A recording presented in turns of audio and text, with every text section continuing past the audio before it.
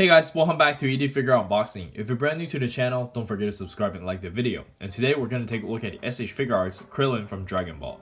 And I'm pretty sure most of you are familiar with this, so let's just quickly go over it. Here's the left of the box, here's the right of the box, and here's the back of the box. And that's not wasting any more time, and bust this thing open and see what we got.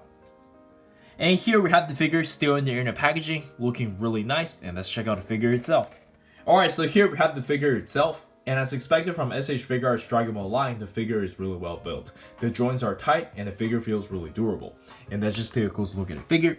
In terms of paintwork and sculpt, it is exactly the same as Kid Goku, which is really not that big of a surprise. Like, as soon as they announced Kid Goku, we all knew this is gonna happen. But it's still a little bit disappointing since Krillin should be a little bit shorter technically. But I guess this is close enough, I digress. In terms of paintwork, Bandai stopped doing shadings for their figures a long time ago, so this is pretty good for modern standard, at least in my opinion. But yeah, let's check out the articulation. And for the articulation, let's quickly go over it from the neck down. He can look up about this much, look down about this much, and you can turn his head no problem. And the shoulder is on a really nice butterfly joint, so you can move it like that. Really nice for Kamehameha. You can raise his arm up about this much. You do have shoulder swivel, bicep swivel, can curl about this much, and you do get the ball wrist. And for the ab crunch, you can bend forward about this much, which is quite a lot. Then backwards about this much. You have some pretty good side-to-side movement. And for the leg, we do have that 2.0 hip, which is really nice. Kick out about this high, bend about this much, thigh swivels, side-to-side pivot, and toe hinge. And I believe that's it for the articulation. It's pretty nice overall. And let's check out the accessories. And for the accessories, we can start with the default face, and I think it looks really good. And next up, we get a pretty funny smiling face. And then we get an angry shouting face.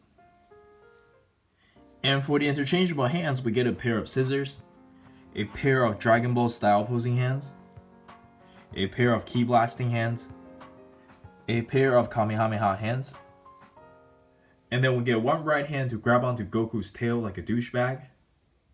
And lastly, we get the 6-star Dragon Ball and the Turtle Stone, and they're both really nice, as well as the Kamehameha effect parts. But I'm kind of sad this is not translucent plastic though.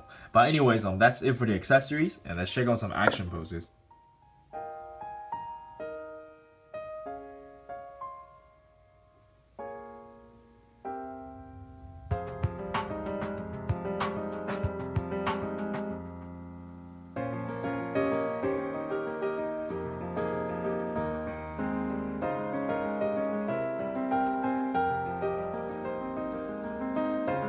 Anyways, that was just some quick posing, and I hope you guys enjoyed them, and let's check out some size comparison.